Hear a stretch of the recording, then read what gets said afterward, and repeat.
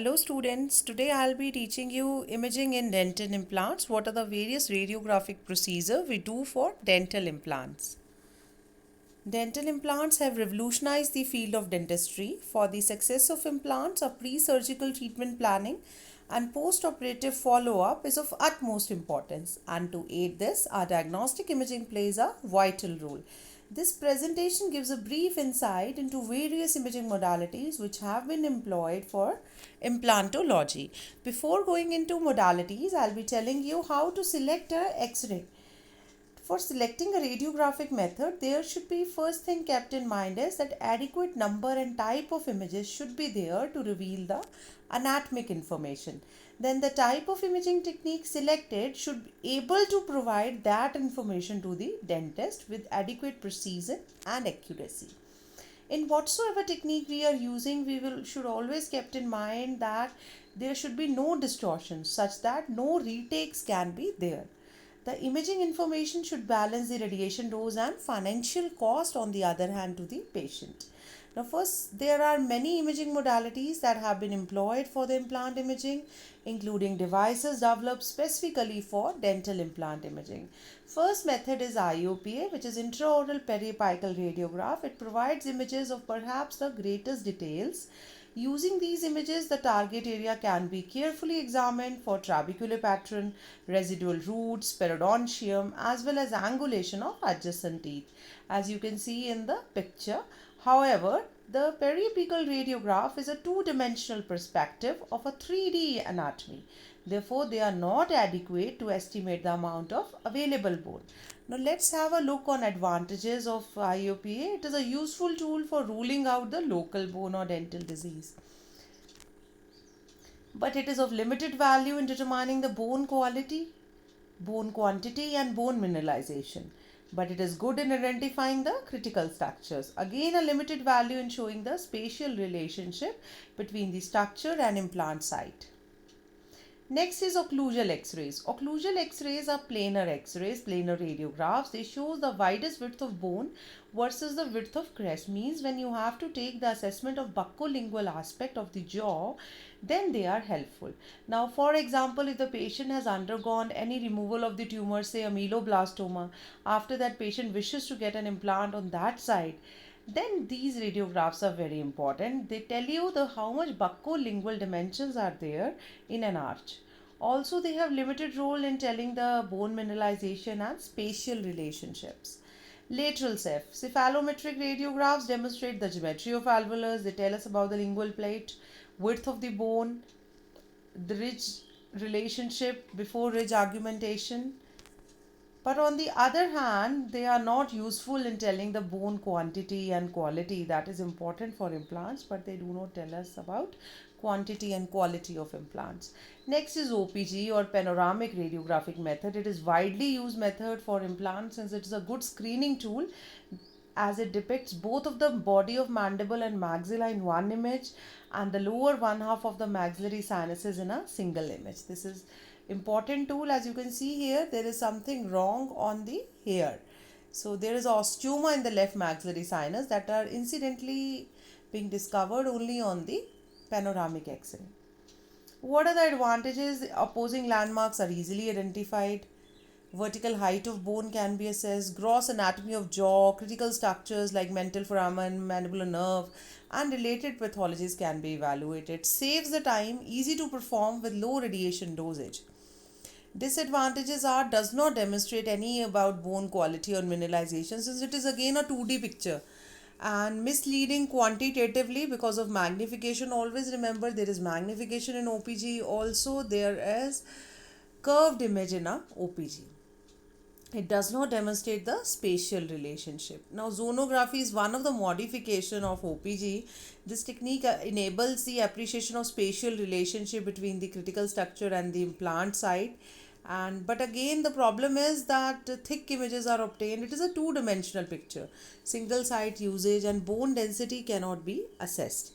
Next widely used tool is computed tomography. Tomo means slicing, graph means images. This is a wonderful radiograph which records a digital and mathematical imaging technique that demonstrate topographic sections and the layer is not blurred. This is very important point here. Density of the image is absolute. You can obtain the quantification of the bone as well as quality of the bone can be tell on a computer tomograph. Provide axial view of the patient anatomy. So what are the advantages? It gives overall uniform magnification, so not being a problem, easier identification of bone grafts and augmentation of maxillary bone in sinus region, simultaneously study of implant site. It gives multi-planar view, as you can see here down in the picture.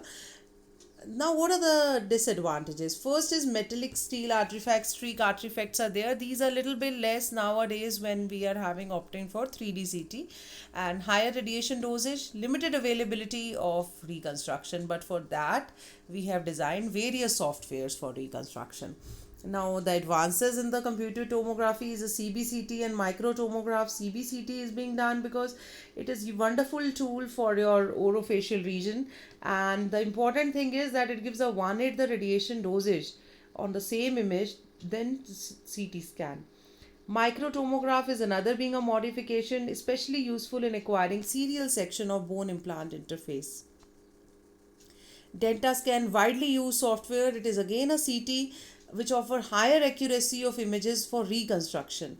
When compared to the CT, it gives more than 150 times the reconstruction value than comparison to normal CT. This imaging provides program reformation, organization, and display of the imaging. Radiologist simply indicates the curvature of the mandibular or maxillary arch, and the computer generates the 3D image. Now, what are the advantages? As you can see here in the first picture, it evaluates the available bone height by the arrow. By the circle, it tells you about the density and the width. To identify and visualize the proximity of mandibular canal, it will definitely tell. To assess the presence of any bony undercut or concavity. To assess mucosal thickness before the sinus lift procedure, it will tell if any mucosal thickening is there in the maxillary sinus. But again, magnification is there to some extent. The axial CT, the reformatted CT of multiple images you can see with Dentascan. Simplant is again a software. The program permits the planner to vary the display of reformatted CT images. It gives more options for reformatting the image in axial, cross-sectional, and panoramic views. So bone height and width can be easily measured by the software. The angulation of the proposed implant site can be modified. Clear visualization of inferior alveolar canal is there. Next software is for beginners, that is ICT, interactive computed radiography. It enables the radiologist to measure the length and width of the alveolus. Important feature is electronic surgery, in which you can place the electronic implant arbitrary in the implant side on computer screen before doing into patient. So it provides the three-dimensional treatment plan, and the important thing is that parallelism and interproximal spacing can be established in this software. Now, what if inferior alveolar canal is not visible for radiologist? What are the things we want to go for? First thing is, we should always remember, being as a radiologist, that the mandibular nerve always create the indentation when it transfers the mandible. So that is evident, as I have outlined with red, that is evident in CT scan. If you can capture it, it is very easily identifiable, as I have outlined with a green arrow. Triangulation. In the CT scan, triangulation is a scale marker to relate an anatomic structure seen on the view with its location on the other view. Means we obtain multiple images of the same site with the help of CT scan to locate the mandibular nerve. But if CT fails in certain patients to locate the mandibular nerve because of osteoporosis, then we go for MRI. It is a quantitative accurate technique with exact tomographic sections with no distortion. If we failure to locate the inferior alveolar canal due to osteoporosis or poorly corticated border of the canal in CT scan, then MRI visualizes the fat in the trabecular bone and differentiates the canal from its bundle. Last is how, after once the implant is placed, how we can tell that the implant is a successful or being a failing implant. there are the various failures being crossed. First is loss of osteointegration. This is a thin radiolucent line in the picture 1, closely follows the root outline. Second is adverse loading of implant. The crestal bone loss is there around the coronal portion of implant indicated by arrows. Then we have improper angulation of the implant, as you can see very clearly. Incorrect seating of the implant. Then the residual radiolucency will appear in the periapical tissues. If there is rejection of the implant known as condition periimplantitis, then the huge radiolucency appears around the implant site. Means there is loss of osteointegration in that area. Last is the worst, that fracture of the implant fixation to be placed. As you can see, the horizontal fracture line is visible here due to poor stress distribution during masticatory functions. Now let's have a look to summarize this presentation. IOPA, they are having low cost, high resolution but limited area of 2D image distortion. OPG, they have a larger area, low cost, but again they do not tell anything about facial-lingual dimension. Lateral ceph only tells height and width. They do not tell bone quality and quantity. CT and DentaScan are wonderful tools for implant imaging. There how I conclude my presentation. Thank you.